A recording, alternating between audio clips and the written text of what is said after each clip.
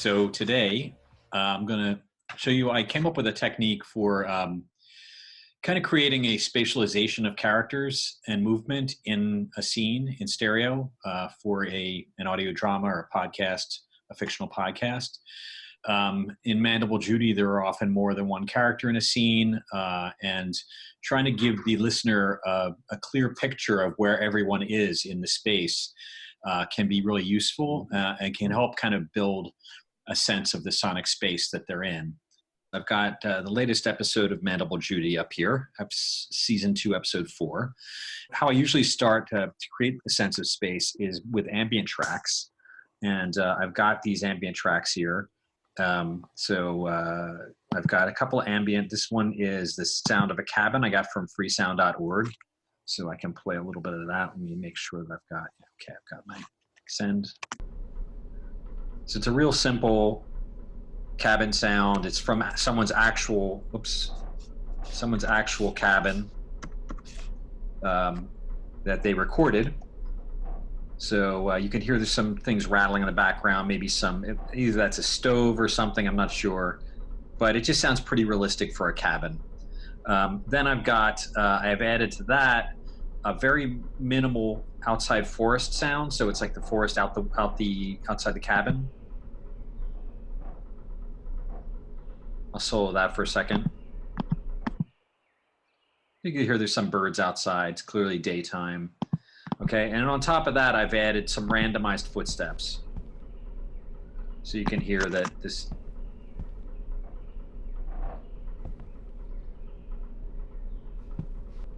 these are just meant to be kind of random standing still, shuffling around, walking across the room sounds that characters might make when they're just talking to each other, which they are in this scene. This is mainly an expository kind of scene where you're just getting some information. But it also builds out the characters a little bit because you find out a little bit more about each of them, especially Catherine, who's a brand new character. So down here we've got 3 tracks. There's Bonnie's track. Some of these are doubled up with other characters, but that's Bonnie and Petra. This one's Fuzi and Marco. So here's Bonnie's. This is the whole scene of Bonnie's lines. There's Marco's 2 lines in the scene. And then down here is the Mazzanti and Catherine track. So in this case, it's just Catherine from here to here. And so, we've got dialogue for all 3 of these characters. So how I usually start to do this is I start by panning the actual dialogue around because that is how I see the motivation working. If somebody's thinking and they need a moment to think, they sometimes might walk away from the conversation or walk across the room, look out the window kind of thing. So I want to get that feeling by literally panning these characters around the stereo field. So you can see I've got them all starting in the center. I've got my pan track on here in Pro Tools. I've got them all starting in the center. They're all at 0 pan, right? As you might know, in Pro Tools, the up end of the spectrum here is left and the down end is right. You can see L and R there. So in the track. So I'm going to start by, Bonnie does a lot of the talking here. So I'm going to start by panning her. So I'm going to listen to this. I'm going to just pan her as I listen to what she's saying in the scene. So let's solo her with the other tracks just to make it so there's not too much going on. Oops. Here she is. Okay. Oh, I got to solo the dialogue track. This is the dialogue send where I have all my dialogue going to. Okay. We didn't think we'd find you, but we had to try. Why didn't you go to the police with your information? I think you should do the talking. I don't know you. How do I know you even worked at dental services? I don't have any medical ID. I was the receptionist. But how else would I know about all this? Okay, I can tell you details. Like what? I found a note you had taped to the underside of the desk drawer. Okay, let's stop there. So you get the sense, you get the idea. It's mostly conversation between Bonnie and Catherine, and Marco chips in a couple of lines here. And it's only about 2 minutes long, right? So let's start with Bonnie. Actually, I'm going to do it character by character because that'll give us a feel of who's doing what. So let's start with Bonnie, and I'm going to start her off to one side a little bit. Like in the scene, they're not all standing in one place. That's more realistic, right? So I'm going to put her off slightly over to the left let's put Catherine slightly over to the right because we're basically putting the two people who are talking in slightly different sides of the room. Because they're talking towards each other. And then Marco will just leave in the middle for now because he only has a couple of lines. So I'm going to start with Bonnie, maybe out further on the left and coming towards us. So let's bring her in. As she says this first line, I'm going to bring her towards the center. We didn't think we'd find you, but we had to try. Why didn't you go to the police with your information? I think I'm going to have her walking up just in the first two lines there, the first sentence. Okay, then maybe Catherine's going to answer standing still because she's kind of stoic at the moment. She's just kind of like, you're going to have to prove yourself to me. So some of this is partly psychological, right? We want to think about what the characters are thinking and doing and why would they move across the room. So here's Bonnie in the center for this next line. I don't have any medical ID. She sounds a little nervous, maybe, like, how am I going to prove this? Like she's a little unsure of herself. So I'm going to have her move again. I'm going to have her move away because that kind of makes some kind of sense, right? All right, so let's have her move away a little bit. I don't have any medical ID. I was the receptionist. But how else would I know about all this? Maybe she stops moving before she says that third sentence. Okay, or that third chunk. Okay, I can tell you details. Like what? I found a note you had taped to the underside of the desk drawer. I know Fusi thinks he was changing the path of evolution or something crazy. He keeps the keys to his office in a vase in the back hall. And I know you cared about what happened to Judy. That she wasn't getting better from the treatments. So she gets a little more intimate there, right? She's like a little bit, I understand you, right, to Catherine. So I'm moving her closer to Catherine at that moment. So that kind of seems to make some sense. Now, this is where Catherine has her moment where she's thinking and maybe regretting some of the things she did. I'm ashamed that it took me months to work up the courage to do anything about it. But eventually I couldn't sit by and watch his experiments on a child. Once I realized the drugs we were injecting her with were basically homebrewed, I came to a decision. It took us a little time to figure out what you were planning, but the shopping list and the calls up here sealed it. Plus, Judy had just, well, the murder at the Caterbeck's home had just happened days earlier. And the tapes... Right, I found his cassette log. He was documenting the case history. So I'm going to have Bonnie stay in the same place because she's now she's taken turn the tables a little bit in a sense. Catherine now feels like she kind of has to explain herself. So I'm going to let Bonnie stay right there in the center, and maybe Catherine comes back to her. Like she walks over towards her in on her side of the room for a bit while she's thinking, and then she comes back to be in the center. So towards the end of the scene, he was documenting the case history. I was able to listen to 2 of them before he caught on. Did you make copies? Yes, but they were turned over to, My dad. Okay, so let's just leave that, Bonnie, all in the same place. And maybe we'll just have Marco walk across the room. He's going to walk over to the left now a little bit, just a tiny bit, just to make it a little more realistic. And then here he says, my dad. My dad's a cop, and we thought he could help us. But it turned out we trusted the wrong guy. Well, that's not good. But we still have your testimony in mind. We both were witness to his crimes. It's gotta mean something. Okay, well, at the very least, we can tell her doctors at the psychiatric ward what was done to her. It might help. I really hope so. Okay, I'm going to leave Bonnie in the center for the rest of this. And Catherine, I just had kind of come back off to the side a little bit because she's a bit more in thought here. Okay, and we'll just finish it out here with it all going back to the center, just because it's nice to have it centered for the next scene. So, okay, so we've got this. So now basically we've got these 3 tracks, right? And they're all panned slightly differently. And then we've got our footsteps. We're all still in the center.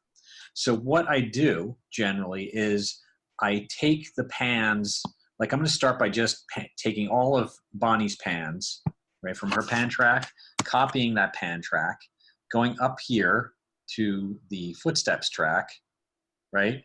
And then starting in the same place I cut from, I'm going to paste it into the pan track here. So now this is all basically Bonnie's positioning for her footsteps, right? Because they mirror where she is in the room via the, as according to the pan track I put in her dialogue track. But, we want this to count for Catherine and Marco too, because they both move a little bit.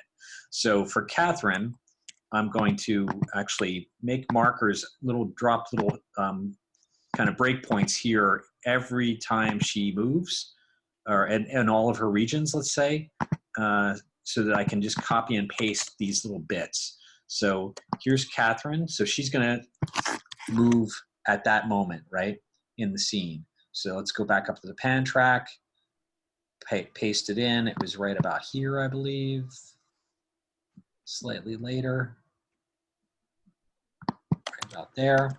So there's her pan position for that scene, for that part of the scene. Then here we've got her, she's in the same place, so we want to make sure she stays there. So I'm going to copy that. Again, move up here, so it's right there. Okay, and it goes back up here for Bonnie. So you see what I'm doing. I'm replacing the parts of the footsteps that are Catherine. I'm replacing the pan information, right?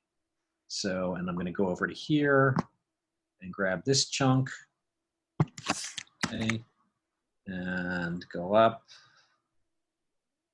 And that's right about here. And then I'm going to go, so Marco is in the center. So I don't think there's any footsteps at that point anyway, right? Well, let's just in case, let's just grab it.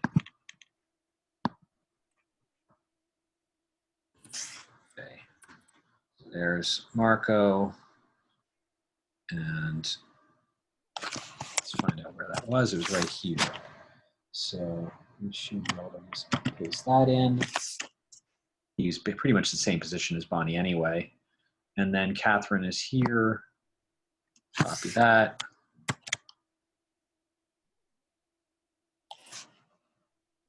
You get the idea. I'm just basically, so that mirrors Catherine's move here, right? And then I'm going to copy this chunk. And then there's one more. So that single footstep. And then there's this at the very end. So that's going to overlap Bonnie slightly. So I'm going to make this marker in a little bit. I don't want to overlap Bonnie's positioning. Okay, there's no footstep there anyway, so we're good. There's just these two. And then everybody's back in the center at the end. So that should be good. So we got everything laid out here. So let's listen to this. I'm going to take all the solos off, and we'll listen to the whole scene as it is.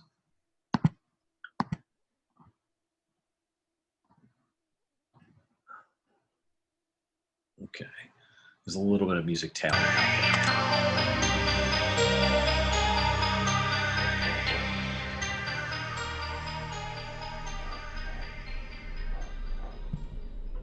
We didn't think we'd find you, but we had to try.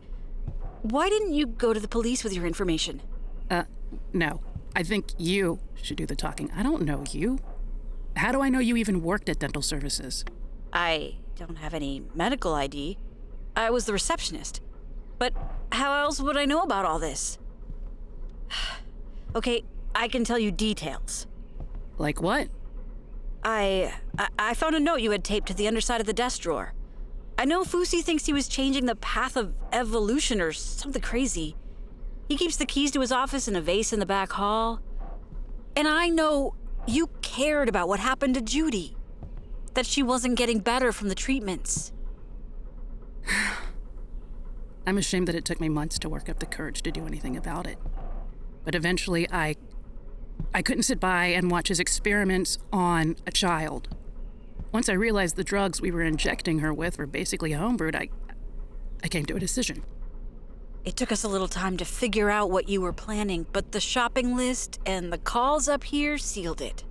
Plus, Judy had just, well, the murder at the Caterbeck's home had just happened days earlier. And the tapes... Right, I found his cassette log. He was documenting the case history. I was able to listen to 2 of them before he caught on. Did you make copies? Yes, but they were turned over to, My dad's a cop, and we thought he could help us. But it turned out we trusted the wrong guy.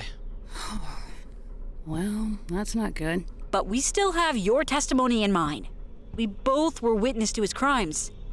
It's gotta mean something. Okay, well, at the very least, we can tell her doctors at the psychiatric ward what was done to her. It might help. I really hope so. Poor little girl. Okay, so there, that's what we've got.